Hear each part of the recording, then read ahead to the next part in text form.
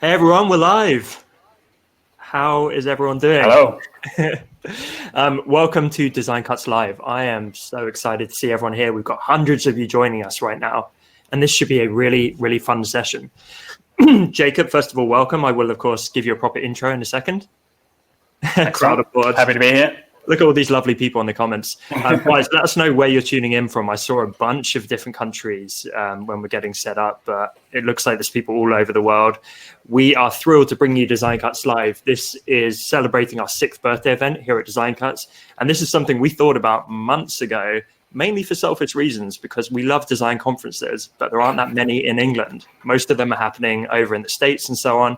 It's kind of hard for us to get to. And a lot of people have this issue. So we thought, why not do a design conference that is completely free, all online, still has the best speakers and all that good stuff, but anyone can attend it from anywhere in the world. And this is the first talk. So I'm so thrilled to welcome Jacob Cass, my good friend, massively influential designer in the industry. Jacob, I mean, you've done so much. You've worked with some of the biggest brands in the world. You've helped millions of designers with your content. You are just prolific in many, many areas. I mean, I'm a huge fan of your work and your blog. I couldn't think of a better person to be kicking off the event with us today. So I appreciate you joining us. Yeah, I'm super happy to be here. And thank you for your help as well through the years. I've been partnering with Design Cuts for probably 5+ years now, maybe 6, I don't know. It's been a while. So happy to be here. And yeah, it definitely has. So very excited to talk with everyone, or with you and the community as well. So hats off to you for putting this together. It's just incredible. If you do a live one in UK, I look forward to a ticket from Australia. Well, I guarantee you're invited to that. So awesome. Jacob, could you tell us a little bit about this workshop and what you're going to be teaching us today? Yeah, so I've been thinking about what kind of content you guys would be interested in. A lot of people have been resonating with my recent work for San Francisco. So I wanted to take you behind the scenes of how I developed that identity, looking at my process in my artboards and some of the presentations of presenting to the agency, who then presented to the client. So I'll get to that. I'll share a bit about how I got the work as well, because I had a lot of questions about that. And yeah, if you have questions as well throughout the process, just put them in that chat box and I'll answer them as well. Mm-hmm. And yeah, let's make it interactive. And I want to teach you guys what I know. And if you have any tips as well, I'm open to them too. So. It should be great. And I've told a few friends and people I know about this particular client of yours. And they're like, oh, San Francisco, is that the name of a coffee shop or something? I'm like, no, like East San Francisco, the place. And yeah, it was pretty. He did the logo for them. Yeah. So it's a nice little one for my resume for sure. Great opportunity. So guys, how it's going to be structured today, Jacob is going to screen share in a second, and he's going to walk us through some of the process behind this incredible project. After that, we're going to have some dedicated Q&A. So if you look, you can see the ask a question feature below this webinar, below this video, and put your questions in there. We're going to be covering as many as we can. And so it should be a really good session. Jacob, take it away, my friend. Yeah, cool. So I'm going to share my screen now, and hang on a second. There may be a little delay behind everything, so I'll take it a bit slower than usual. We have Australian internet, which is not amazing. So I'm glad we could do this time zone though, because I feel like often you Aussies miss out on these live events.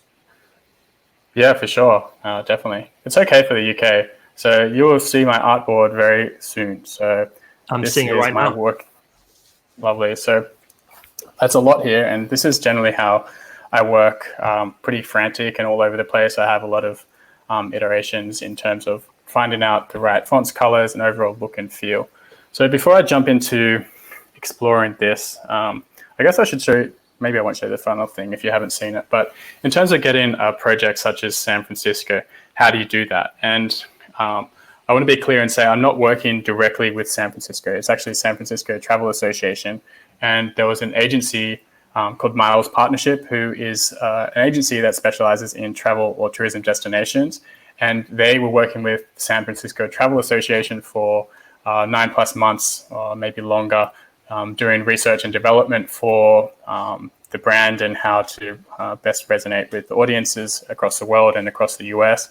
And from that R&D project, I got given a very detailed brief, which is many, many pages long, and then a couple of pages or short, succinct version as well. So it had a nice brief to go off. You can actually see a little bit of the, let's see if I can go in here. I love how gigantic your artboards are, mate. They go big. So this is a little snippet from what the new brand was going to be. It had to be progressive, radiant optimism, progressive spirit, bold, confident, inviting, inspirational, honest, and playful. So that's what the brief was, more or less. And San Francisco has a very iconic bridge, the Golden Gate Bridge. And from the beginning, I knew this had to be in the logo, but I did explore other things to include. So the other icons of San Fran is like the trams and some other buildings and the seafood and the cuisine and all of that. So I did explore those other options as well. But for a city as diverse as San Fran, it's hard to put so many things into one mark to really signify what the brand is all about. So I knew type was going to play a huge role in this particular project. So I spent a lot of time experimenting with different typefaces, and you'll see just from this artboard the different typeface exploration. And at the end of the day, it came down to trusty Helvetica condensed, and surprise, but it just worked for the brand, and it was combined with a 17-degree angle. So let me just show you the final logo. So there's where is it? I do love how many iterations you go through, because it really shows the work that goes into brand design. I think a lot of people who aren't so familiar with it think you just kind of spit out the final result. Yeah. But there's some real strategy and thought behind it. So these are the final work. San Francisco, that's on the orange version. Let's see. On orange, and these are the different versions. So you'd have this is kind of from the style guide. There'll be different versions. So a reverse version, one with an outline. So that's when it's like there's a that needs contrast. So there's a white stroke around it. Then there's a full orange version, and then there's a black and white version, also with strokes. So there's about 7 versions of the logo, as well as a social media avatar, which was just SF, and that was also on the 17-degree angle. So the idea between the 17-degree is to convey that bold optimism feeling, or confident feeling, sorry. And we use that idea across the rest of the brand identity. So there's that 17-degree slant on many other things as well. And it's also reflective of the streets of San Fran. They're very hilly, and the forward progression of San Francisco. So it also tied into making the brand the logo very, well, it's a long name. How do I say this? It's like San Francisco is a very awkward name. There's a break in it, and it's long, and it has to be read as San Francisco. It could never be shortened to San Fran.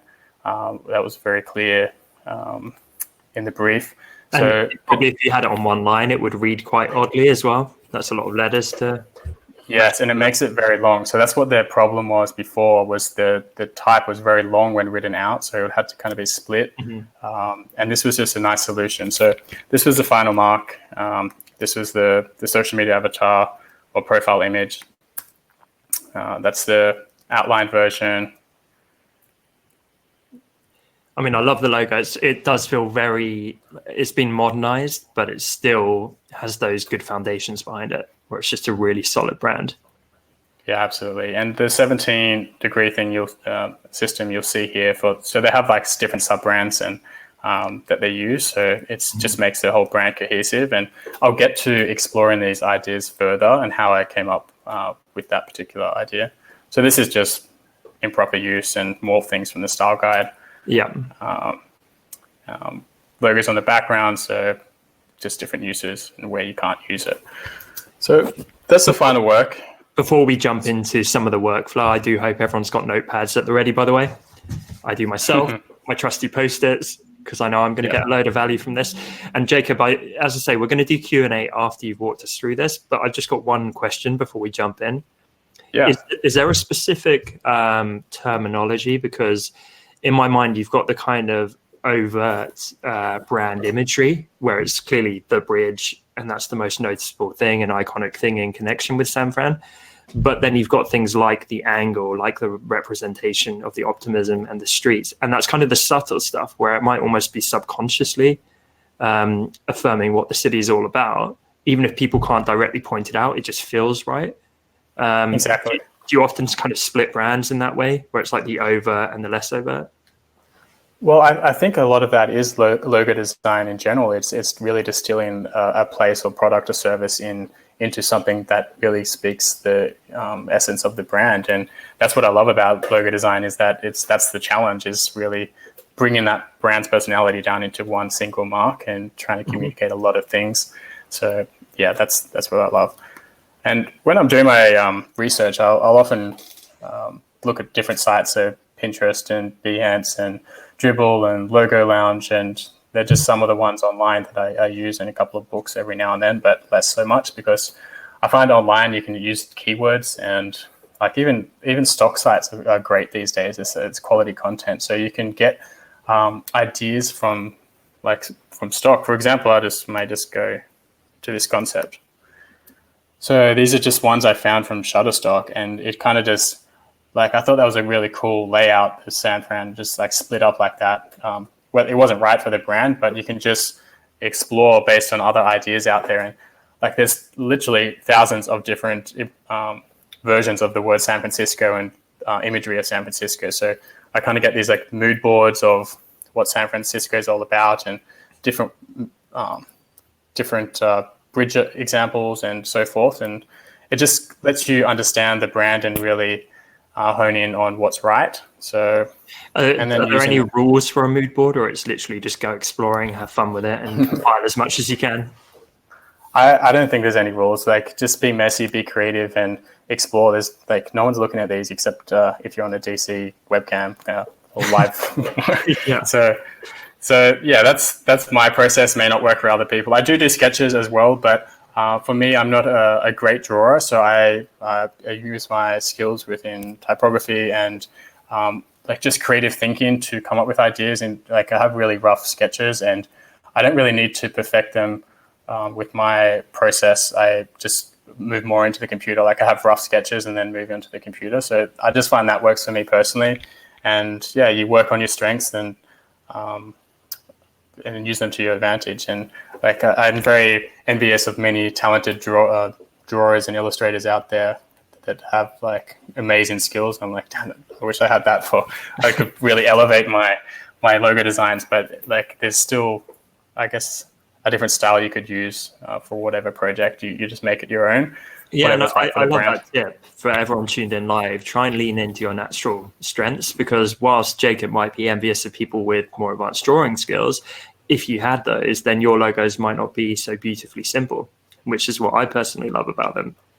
And you definitely have the eye for balance and negative space and all of those things. I think a lot of people can perhaps overcomplicate their logos and their brands.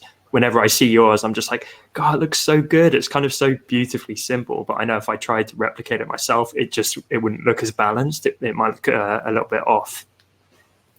Yeah, I think exactly. Work on your strengths. And I guess that over the years, I've kind of realized that is where I go. I like really simple, sometimes geometric and clever uses of ideas or negative space. So I bring that to my work. And I think there's a lot of assets that you can build upon to really bring into your work. So there's so many typefaces out there, or fonts to download and use and explore. So that's really how I bring that into my process. So this is my artboard, and then to move on, for the first round, it was just for the agency, and it wasn't presented to the client at this stage. So it was a little bit more rough than usual, and there was no like mock-up presentations really at this stage. But this was my very first idea.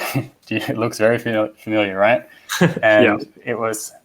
It didn't have the bridge. It didn't have the block type, but the essence of the idea was here. It was the angled system, and it was the correct typeface. I just really knew this was the right direction from the get-go, and there was different ways to bring that into the brand as well. So thinking beyond just the logo, seeing how like if it could be used in signage or a poster, for example. This system could be slanted, it could be block, it could be stacked, They didn't want any stacked. I learned at this stage, the next stage, sorry. But you can already see how cumbersome this long word is with San Francisco written out. So that's why I was exploring all these stacked versions and condensed typefaces and things like that. So you really have to work to the project that you're given, because sometimes you're given really cumbersome words that you just have to play around with and see what's right. And often that means finding the condensed typeface or stacking things or putting them onto 2 lines. So this was the first idea.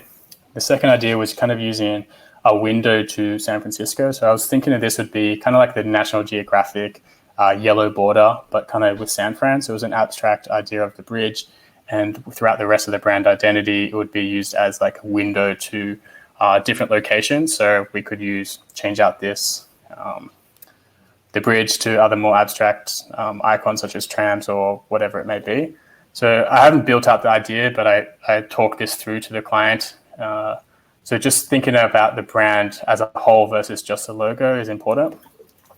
This was the third option where it was playing on the words, like just being very bold and open and unusual like San Fran is. It was more a play on letters and up and down and kind of like some uppercase, some lowercase, and a bit of fun associated with it. They're very different. That's what I kind of like about this phase. Is that deliberate just because I guess if the client didn't like one style, you're providing quite disparate options for them? Yeah, and also because it was for the agency it's like I'd rather provide multiple options and then we can have a chat about what's right, what's wrong. Like sometimes they say, oh, we don't want stacked, but then you show them the stacked version and they're like, oh, okay, it actually works. So even though they say some things, I do explore them just in case. But in this case, it was a waste of time.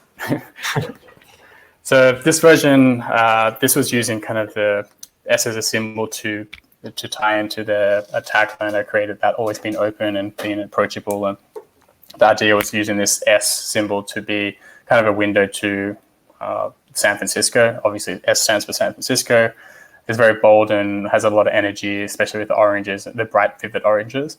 So this was the thinking behind this approach. Then I did a type-driven approach. I think this typeface was by Ian Bernard, maybe. It looks familiar. Is that the Honest Designers script? Yeah, I think so. Yep. Damn, I wish they had gone for that. I know. Our collaborative font would have been the San Francisco font. Yeah, that would have been awesome. So generally, if they do go like a type-driven option, they'll probably cut like a lettering option. They'll generally customize it further, especially for travel destinations, just to make it a little bit more ownable. But the idea was just to convey this more approachable and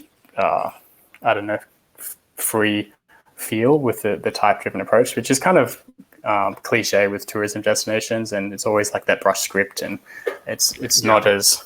But I don't know. I threw it in there because I thought there was some potential. Yeah, I like it. Yeah. So this was a totally different approach that was very block-driven, and it could be very colorful. And I did some color versions of it and it looked really, really cool. But it's not as it wasn't so friendly for the international audience. But if we went a very fun approach, it could have had some legs, you know. I'm getting and then I'll compare vibes from that one. Yeah, exactly. Yeah, I should have had some music queued up. Yeah, so that was the first presentation that I sent them. We went back and forth with another few rounds. So I think we're in this. I don't know. There was some minor. I think we're in the 6th round here. We just had very minor back and forth with the client, just a couple of minor changes here and there. But this was jumping a little bit through. This is building upon that first idea. Started to bring in the bridge. Starting to use this block. What's the word? Rectangles behind the text. Yeah. That's the official term, I think. Yeah. Rectangles. That's a good one. So after we've obviously we worked in black and white in the first round, we started to bring in some color in some of the options and seeing how it could work on, say, a card or T-shirt or whatever, just to to put it into context and to see if it actually worked well. And this was done for some of the other concepts that we explored. So this was a little bit more corporate, but the condensed typeface kind of allowed the type to work on all one line. There weren't many fonts out there that allowed that to happen, so this was a nice choice, and the various clean geometric mark worked well with it. I know what you mean, though. This feels like a tech company, like I don't know, a hosting company or something like that almost. Yeah, so it wasn't the right. Yeah, it wasn't the right approach, but it was definitely something I liked exploring, and I don't know, the bridge was very apparent in it, and just like it's very iconic, that bridge, and this angle really honed in on that very identifiable iconic structure in the middle. Those rivets. So that was why this was a strong option. And yeah, just combining them on different pages to compare as well. So I'm going to jump through to what we're in round 9 now.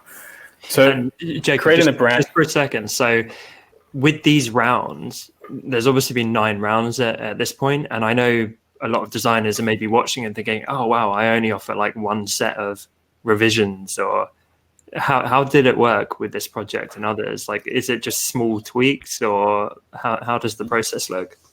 Yeah. So originally in my career, I did put I delivered say 5 logos in my contract and 5 revisions. But these days, I don't even put how many concepts. I don't even put how many revisions. I just say, this is my price. You'll get the solution, how many rounds it takes. I'm here till the end to make it right. Okay. And that's just the approach I use. And whether or not that takes 9 or 20 rounds, I'm open to it. I just want the right result. And the benefits of that is that either the work actually gets used and there's something you're proud of, and then you get better work. So if you put the work in from the beginning, it just pays off. And all these rounds, just to be honest, they're not huge changes. They may just be adding something here or deleting something or just trying something different. They're not totally new concepts. For this particular project, they upped my contract. I said that I needed more work. Well, they were requesting more work, so I upped the contract and asked for more money. They gave it to me, which was good because that allowed me to spend more time really expanding on the brand. So you notice here we've got the rectangles, and now we're utilizing different icons from San Francisco to build that into the brand as well. So whether or not it's photography or iconography, or even using different colors such as the Pride flag, it just made for a flexible identity. So I believe they're using this, maybe not the flag, but the multiple color version in some places, which is cool. I don't think they're using these other ones just yet, but maybe there's potential. I like the versatility of it, though. 100%. Yeah, exactly. So when I was saying that I got paid for the extra rounds, that was because they wanted to see more of a brand system for some of the options. So this was kind of an evolution of the last round, or 6, whatever I showed you before, but kind of reversing it. So it wasn't the black figure; it was kind of giving a 3D look and feel to it, and seeing how that system could work with other icons as well.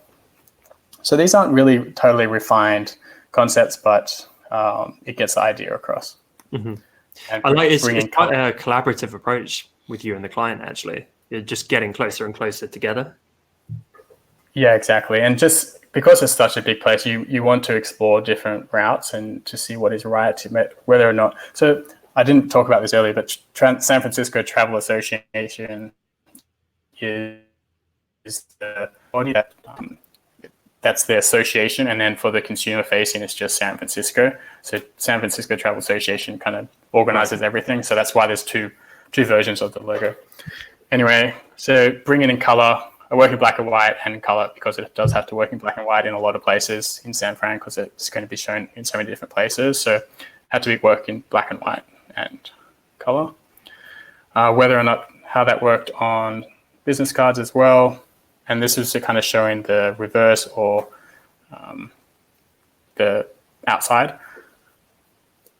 And this is a new concept kind of using these big blocky letters, very bold and inviting, and the tagline was always open. So it was kind of playing into that idea, bringing in the bridge as well, very iconic, and the big letters make it really bold and inviting. So expanding on that, we brought in color. We could show how the bridge or photography could work in these capsules, and how it could be worked as a system in terms of different photography or different iconography, using the bridge or on a poster, for example. So these aren't fully fleshed out, but it just communicates some ideas how the brand could go based on that identity. And it's really about exploration. So end of the day, we settled on this concept. After the logo was refined, and we tweaked the corners to make them a little bit more friendly and rounded, and the bridge was refined, and the final logo was made. So that was the process. How long was the whole process, Jacob? I don't know, 3-4 weeks, I think. Okay, pretty rapid then. Yeah, it was pretty quick. Like solid, dedicated work. Yeah. Incredible. Yeah. Thank you so much for that insight. And I think what's cool here for everyone watching live, often we see the end result and we see the final piece getting all the, admiration and Instagram likes. We don't see the process. We don't see behind the scenes, especially from designers as established as Jacob. So I really hope that was helpful as a behind the scenes. Jacob, are you good to jump back on full screen with me? Because we've got a ton of questions as well. Yeah, absolutely. So should I stop sharing screen? Please, mate. Yeah. So again, we appreciate every single one of you who's live with us here today. And I can see 25 questions have come in, Jacob. So looking at the time, let's try and get through as many as we can. And I really appreciate you bringing so much value live for us. Maybe we do quick fire. I mean, some might need like a more expanded answer, but let's try and do some quick fire Q&A. Yeah. So we've got a few people asking about replays. Yes, there will be a replay. Obviously, the benefit of joining us live is that you can hang out with Jacob and myself, but also that you can engage in some of the Q&A and get your questions answered by all the experts who are part of Design Cuts Live. Jeremy says, I create logos and identity for one-time corporate events. Can you speak to this as well? Have you done many brand systems for corporate events or anything like that, Jacob? Yeah, I've done brand systems for every industry. It's I think the same principles apply in terms of who you're creating logos for and the whole system. And I think when it comes down to corporate design, a lot of it is type driven. So more exploration should be done in that phase and seeing how the whole system works as a whole. Awesome. Bridget says, we're currently doing a brand refresh. What would you say is the most important part of branding? That's a big question. It is, yeah. So if you asked me maybe 2 years ago, I would have said the identity. These days, not the identity, but the research that goes into building the identity, because that's going to be the nuts and bolts of the brand. So these days, I'm really focusing more on deeper strategy, and I'd say that strategy is the most important part because that will dictate the design. But you obviously have to have the design skills to really back that strategy up as well. So I think strategy would be the right answer there. And I think it's worth noting, we both talked about this recently in our content, how when you get into the strategy side, you can often start to charge more because it's the difference between here is a basic logo, here is an actual brand identity, and here's a brand identity with a further strategy around it. Yeah, absolutely. And it's that mindset difference about how you structure your proposals and how you talk about branding as a whole. And I wish I had done this earlier, but just talking about strategy as one thing and design as another thing, it's a really good way to split up the differences. And it allows the client to understand how strategy will dictate design. And we've got a great question here from Arjun, actually saying, to what degree do you argue for your aesthetics in a logo, aside from the general best practices of logo design versus what the client is asking for? And I think the question here is saying, if the client's making poor aesthetic choices, how do you handle that with your foundational knowledge of successful design? Well, first off, the client shouldn't be making the choices. You're being hired as the expert, so you should be given your advice based on what you're delivering, and that should be based on the brief that you've established and the strategy that you've gone through to build that brief. So that's really what it should come down to. And if you haven't done that, the easiest way to get the proper feedback out of the client is to ask about how the audience or the target audience would feel about the design versus personal opinions, because it should be about the target or the customer, not the business owner. Yeah, completely agree. Mo says, what do you think makes a great logo? And what do you think differentiates a good logo and a great logo? And I'm kind of intrigued by that as well, actually, because I guess that's digging into some of the pillars of successful logo design, makes a good logo, but then you definitely see a difference between a good logo and the truly exceptional ones. Simplicity is definitely up there with what makes a good logo. And obviously, like, I'm just going to use some examples to give it context, because like, say Nike's logo, it's simple and identifiable, but whether or not that's a good logo, it's debatable without the marketing dollars. So in terms of a good logo, if it works for the brief and what the business is trying to achieve and communicates everything that's defined in that brief, I think it's a good logo, as long as the principles of what it makes a good logo is there. So for example, it can work in different sizes, or there's different versions that can work across the board. So responsive logos is another thing, having different versions of a mark or a secondary mark and so forth. That just makes the whole system of branding and logo design work better. So I think there's an overlap of what makes a good logo. A good logo is integrated with a good brand and good branding. Yep, 100%. George has a question. I think I know your answer here, Jacob. He's asking about preparing multiple versions of the primary logo. So sometimes different colors, black and white, tall, wide, etc. I'm tempted to answer this. So yes, I would provide different versions. Yes, most definitely. I guess why is that? Just to give some insight. So in the San Francisco brand style guide I was showing you earlier, you kind of showed the logo in different use case scenarios. So the logo would be used in different backgrounds. Sometimes it's not always on a white background. It's not always on a dark background. Maybe it's in something in between. So you'll need something that works in between, such as a stroked version, or maybe a reversed out version that's white. So the logo should be flexible enough to use on all different mediums, and you'll need different versions of the logo. And it may not just be these reverse or stroked versions. It may be a scaled version. It may just be the bridge, for example, or it may just be San Francisco, for example, if you really needed that. It just depends on the logo, but there definitely should be different versions of the logo: horizontal, vertical, square, stroked, reverse, black and white. Then you could get into Pantone, CMYK, and so forth. So there are a lot. I will plug this really cool Illustrator plugin called Logo Package Express that just came out recently, and look that up because it really makes it a breeze to export logo files if you want to do export all of them and save you time. So instead of an hour, it'll take you five minutes or so. I literally was thinking of the same plugin as you were answering that. And yeah, that's great. Steve is saying he has trouble valuing his work. So often he won't know how much to charge the client or how to handle the budgeting side. Yeah, so pricing is another subject entirely. I probably won't get into it here. It will go off topic. Yeah, but there are some. In fact, it's worth noting on, I think it's Wednesday, we've got Michael Jander speaking specifically about pricing for designers. So Steve, I would check out that full dedicated session because Jacob's right. That's kind of a whole subject in and of itself.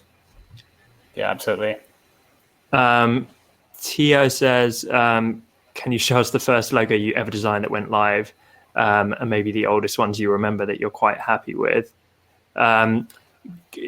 Don't worry about necessarily showing it, but could you maybe describe it just to indicate to people those grassroots? So I actually have the logo on my website. If you find it, you just type first logo and you'll see it. So it's basically a sketch version. It's not even an Illustrator version. It's just a sketch version that I did in my year 10 sketchbook. So I would have been about 15 or something when I was first doing design. And to be honest, it was pretty impressive for someone that hasn't had any skills in design. There was negative space, completely unusable, but it was like a T and an F, and it the brand was called Time Flies. It was in a watch. It had wings, and the TNF had a negative space with like a clock. It was really like, I was surprised to see it. I was like, wow, that's really cool. But completely unusable with the wings and all that. But it was nice to see. That's awesome. I might have to look that up after this. Yeah. I can see a few other questions about, I guess, more the business side of design. So again, we'll link it up at the end of this, but do go and register for the other speakers happening this week. We have amazing speakers as well as Jacob happening today all the way up to Thursday.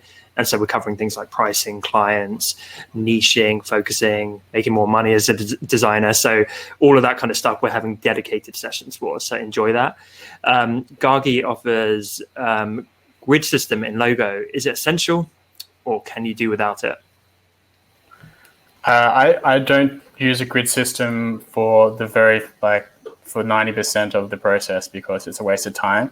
It's just at the end of the process, you can refine the logo and make it better because by using the grid system, but not always, because I think you just rely on your natural eye. At least a designer's eye has some skill behind it. So I do rely on that a lot, but I do use the grid system when I found the final mark just to perfect the proportions and things like that. So don't use it sparingly in the beginning and refine your mark at the end, but don't go overboard if it's not looking good. Don't force it. I love that answer. There's been a lot of debate around this on social media recently with things like the golden ratio. And exactly that. It can be used as a tool if you want to potentially refine things. But I think some people start from square one using it and it becomes very rigid and almost limits their creativity and the development of their natural eye, I would say. Yeah, exactly. Lewis asked, generally, how long do you expect a logo design to take from concept to completion? I tell my clients generally 2 to 3 weeks for the process, and the brand strategy maybe another 2 weeks before that, depending on how deep they're going and who the client is. Mm-hmm. Yeah. And Ricky asks, well, they say, I love the brand, talking about your San Francisco brand. And and they say, I've honestly never used Helvetica in a logo or brand, though. I know it's very flexible, but I'm curious why it's still a default in many logo types and brands. Thank you. I wouldn't say it's the default. As you saw, there was literally hundreds of different fonts explored, and it's a classic because it works and it's neutral, and there's so many different weights of it. There's literally, I don't know, probably over 100 different weights. So it's very versatile. So if you need a condensed version, or if you need an extended version, or just a regular version, it has it, and it's like a super family. So that's why it works. I do find that some brands use it for their body copy and headlines, and it comes across as a bit too Swiss when it's all neutral, when it has no personality. So I don't think that's right all the time. That's when the default use is incorrect, and that's probably the poor use scenario, poor case use. Mm-hmm. Yeah, you get what I mean. Yeah. It's getting late. I mean, we tend to call these types of font families workhorse font families. Yes, exactly. Design cuts, and it is fantastic because nothing worse than when you get a font that you love and then you discover it's got one single weight or something like that, and it's like, like it's kind of perfect for this, but then I can't actually pull that through to the rest of the brand or the website or body text or whatever it might be. So we love fonts that have 50, 100 different weights, but they all complement each other beautifully. And I think often that solves the font pairing issue, because that can be really tough to pick two different fonts that pair together, but often you can get it with different weights and variants within a really robust family, right? Yeah, exactly. I know you're as big a font geek as we are, Jacob, as well. Oh man, all your bundle deals, your font deals are the best. I love it. Thanks, man. So Joselito asks, how can she know whether to use a word mark logo or more of a pictorial logo? She's kind of saying, how do I know what type of logo to use for her clients' projects? Yeah, I think it's a common mistake for beginning designers to, I was guilty of this as well, to always try to focus on a logo. And I think that comes down to confidence of selling through a logo type. And I think I found selling through logo types, to do that, you need to show a couple of different options to educate them on the value of type. So to sell the idea through, I'll show them, say, like 3-4 different options of different fonts, and say this version is very elegant, this version is clean and bold, this version is in between, and this is like really left field. It's like, this is the one I want them to go for. This is the up and down, and this is like really bad. So it just, well, not bad, but it's just different. So I find educating them on the nuances of typography to be a good selling point, and that's just what I found in my process. And eventually you can just get more confident in selling that through. But in terms of knowing when it's right to use a logo mark or just a text-based approach, it really comes down to the brief and what the name is as well. So sometimes a name will have something that just works for a logo. So turtle, okay, going to include a turtle. But sometimes the name is like a person's name, or it's very abstract or doesn't really mean anything. So maybe it doesn't make sense to include a logo mark there, or maybe it does because of that reason. So it's really taking these nuances into consideration, but don't force anything. Just experiment with type and how it works together as a brand system as well. Yeah, definitely. And I know you were quite literal with the San Francisco project, with the bridge, although we talked about the supporting aesthetics of the angles and the representation of the streets and the character and so on. I think a lot of beginner designers go very literal. So like your first logo, it would be like the watch with the wings. Yes. And then they tend not to go more basic or abstract or representative. Do you mind talking on that for a second? Yeah, definitely. And I think another common, I guess, beginner designers go down is doing monogram logos. So it's like design cuts. I'm going to go DC and use that as a logo. Like that's just the first one I came up with because it's in the background of your video. But you don't always need to use the initials of the logo. Use the initials in the logo. It's not necessary. There are other ways to come up with it, and a lot of this comes back to the brand story as well. So, for example,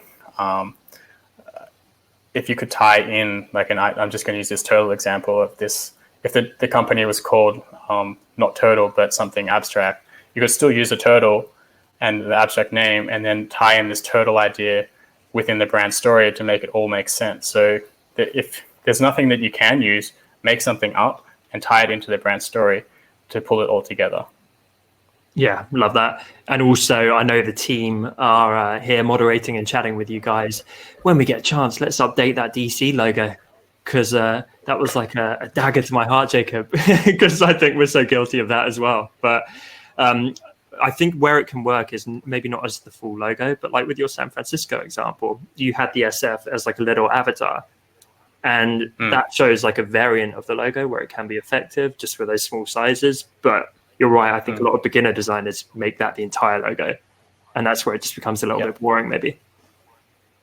Well, yeah, it can work. And like, for example, design cuts, I know you don't use DC for the full logo, but you may use the DC somewhere else, like the background there, where it just makes sense because I could use JC for my brand if I wanted to, but I pretend I do use the full logo as the brand mark. Janie as well is asking about whether you face creative blocks still and how you deal with that.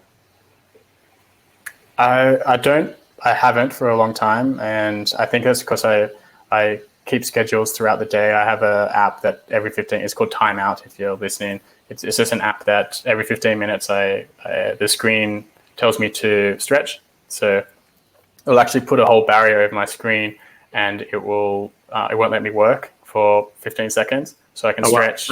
That's not about to happen on this live call, is it? Suddenly we're just going to leave you. No. You're off doing I've turned it off. Oh, we've got hundreds of people here. So yeah, I turn that off. But every 15 seconds, I do a stretch and look away, relax my eyes. Every 1 hour, I have a 5-minute break. So it turns off the screen for 5 minutes, and you can have a break and recharge yourself. And I do have a lunch break to recharge and keep my energy up as well. And I'm a big napper, so I do power naps, 20 minutes a day. Not every day, but living the dream. days that, I don't know. It's just this works for me. But I have a son that wakes me up at like 5:30 every morning, so it's kind of a requirement. Yeah. And a big thing is travel as well. So I love travel and having breaks to refresh my memory and my juices, and to avoid that creative block. Yeah, I mean, so much of what you just described is like the playbook for how to look after your mental health. And I think that's so intrinsically tied into creative block and things of that nature. I know when I'm super stressed or feeling anxious, that's where I'm probably not in that flow state. I'm not at my most creative. So I think that's awesome. Exactly. You have to look after yourself before you can look after your work, really. Yeah, exactly. And yeah, I should have mentioned exercising like 4 or 5 times a week is key to just keeping active or healthy body, healthy mind. And it's the basic stuff, but that's really how I avoid creative block. Yeah. So you're telling me the answer isn't coffee. And coffee, of course, any good designer. Yeah. So you're telling me the answer isn't work until 4:30 a.m. And have bloodshot eyes and be like craned over your desk and not see other human beings. You can crush it. You're crushing it too, doing it that way. So whatever works for you. Okay, so Timmy says, how do you deal with a client who doesn't really have a clear idea about the design that they actually want? Where do you start?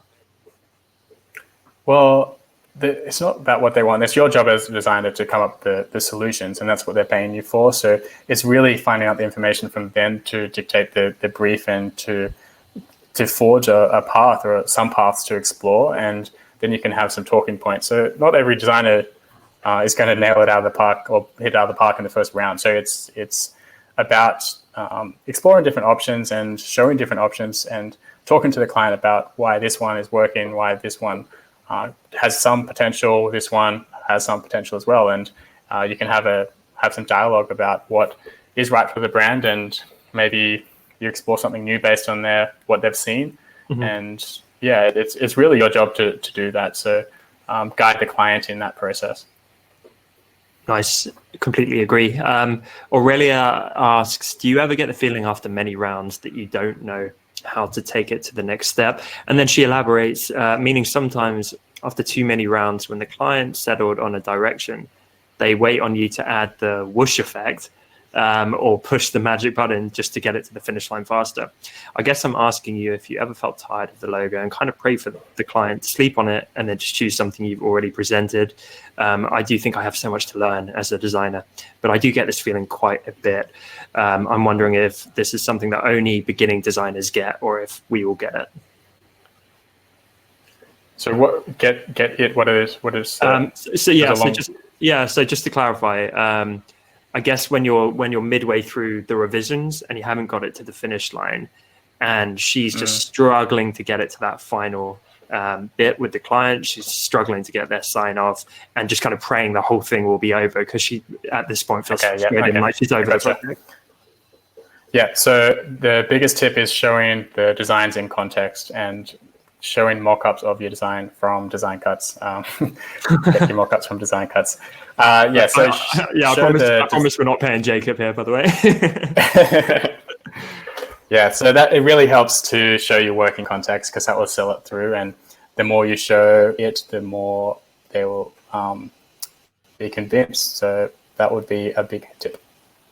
Cool, love it. So we have another question from Adrijan, who asks, during the first client meeting, which questions do you think are the most important to ask the client to better understand their vision for the design and their business? And he also says, thank you a lot for your contribution to the design community.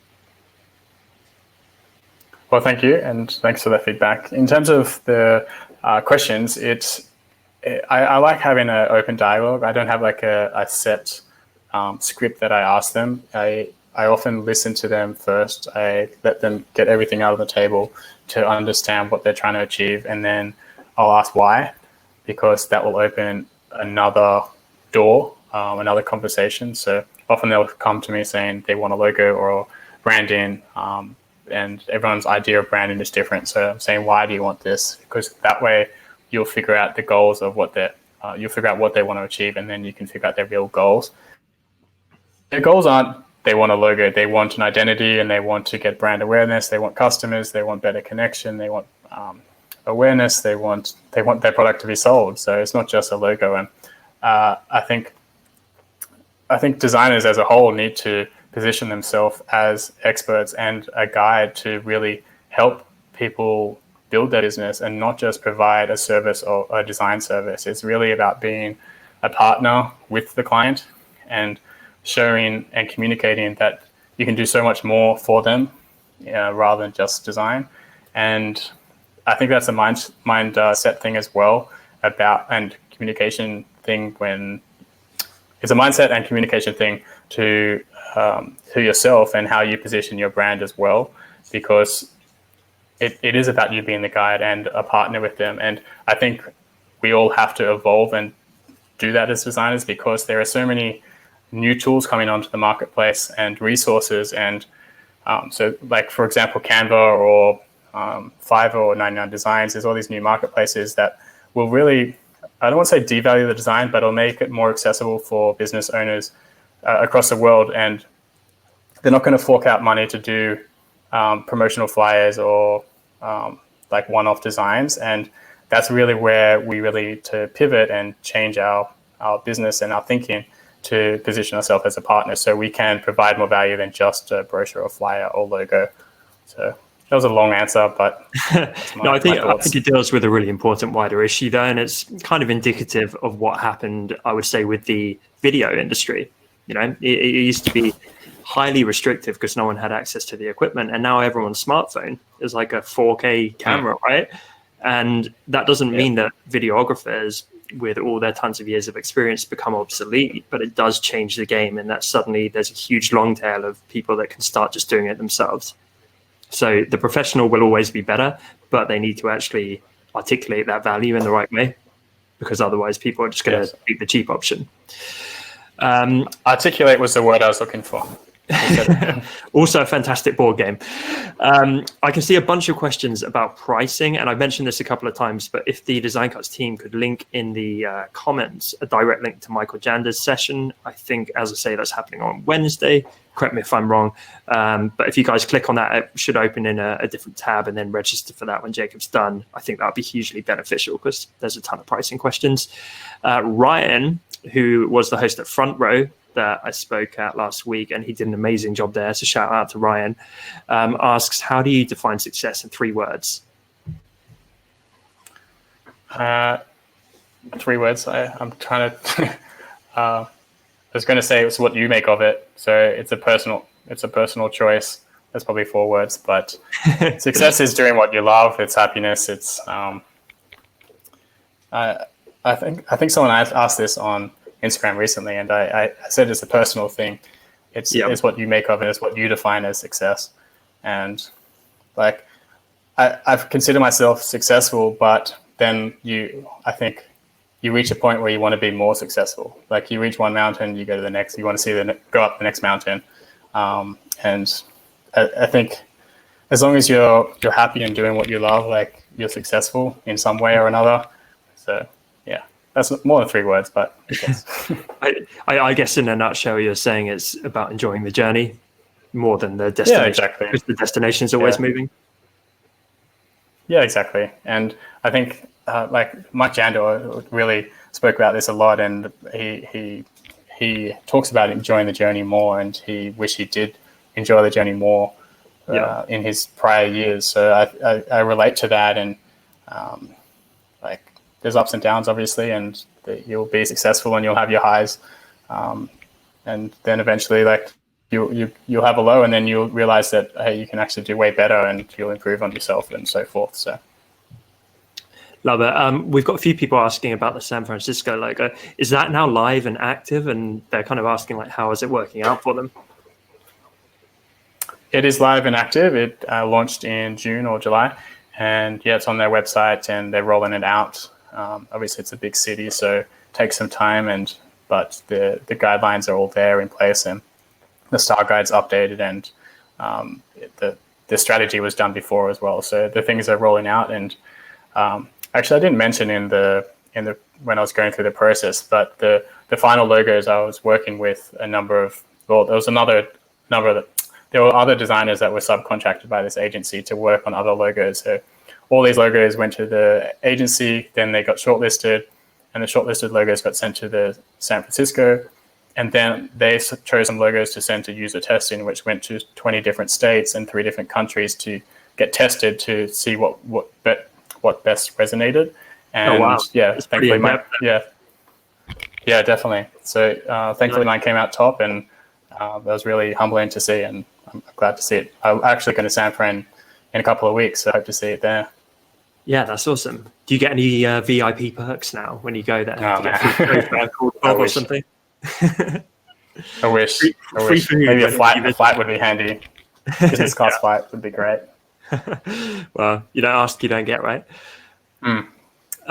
So this is just a lovely non-question, but David says, no question, just a huge thank you to Jacob and DC. Thank you, David. Appreciate it. And honestly, we appreciate every single person here. Jacob, have you got a few more minutes? Because there are a ton of questions. Yeah, absolutely. You and us.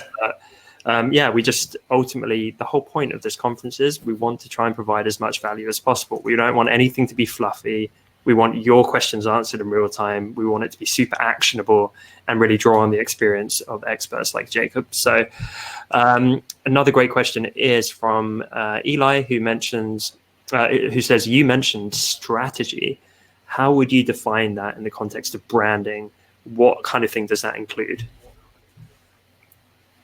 It depends on the client. I'm really getting into the deeper realms of strategy at the moment. So I'm exploring books and courses. I've done 2 courses on it so far, and reading a ton of books and actually doing webinars and chatting with people to go deeper in this subject. And it actually goes really deep. So what I thought was strategy, say 2 years ago, I was doing strategy as part of my branding projects, and it worked for the branding projects, but it wasn't going deep for the brand. And that I guess looking back on it, it probably wasn't giving the business the best results possible. So strategy can go really deep in terms of positioning customers and marketing, and it's a lot of it. I actually just posted something on Instagram today talking about the internal side of branding and external side of branding.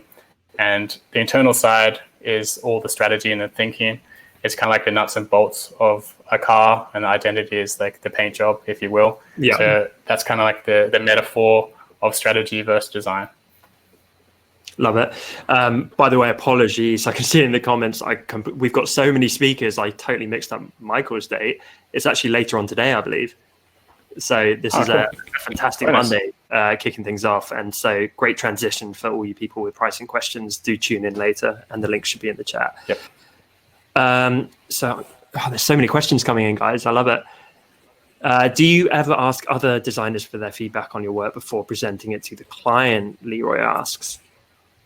Oh, no. No? Okay. No. That's interesting. I guess that shows a certain amount of confidence. Just to add to that question, I think it can be effective, but you need to do it in a certain way, because the worst is when you say, can you give me feedback? And then a bunch of your friends just go, good job. So you also don't want to be leading, but you could say something like, can you tell me one specific thing that you like about this logo and one specific thing that you dislike or you don't think is so successful? And those kinds of questions elicit a better depth of feedback, because it's great for the ego to get that kind of, social media pat on the back, everyone liking your post, but actually getting that feedback, even if it temporarily hurts, can be so helpful, especially when it's from fellow experts who really they're essentially a second pair of eyes on your work. Yeah. So just to back up my answer of no, I have what they call the wife test.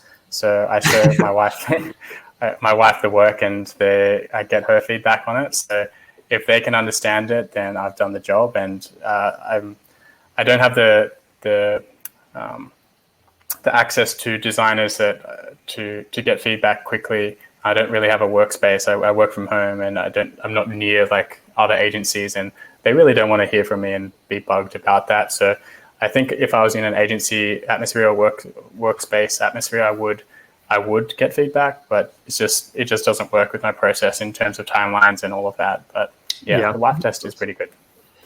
I have heard that before, and it's actually super, super effective.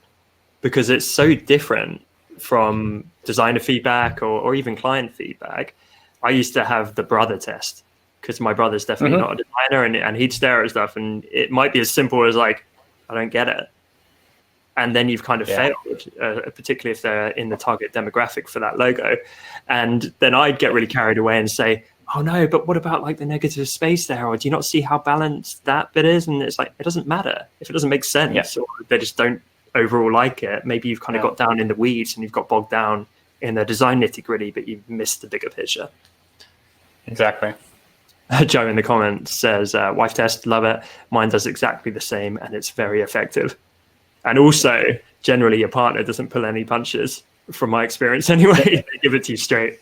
Yeah, exactly. No, I like that. No, don't like that. No, not that color. No. Yeah, that thing you've been working on for 2 weeks. Nah. Yeah. I love it. Well, Jacob, thank you so much. This has been such an insightful session. And again, I'm so happy that you could kick us off today. I think, you're a perfect opening speaker for the event. So everyone, let's give it up in the comments for Jacob. That was amazing. Thanks, Tom. Yeah, thank you, everyone. Thanks for all the questions. Yeah, there was a ton of questions. You guys nailed it. As I mentioned, this is a whole event. We're halfway through, but we're in the second week of our birthday event. And this week is my favorite week because all our incredible speakers are kicking off. So we've got 3 per day, Monday to Thursday. And there's a ton of other stuff going on. So if you go back to our website after this chat, you can register for the other speakers. We've got Melinda Livesey and Michael Janda speaking today as well, I believe. We've also got all of our greatest bundles from the past 6 years, which is mind-blowing. These are the bundles we never rerun.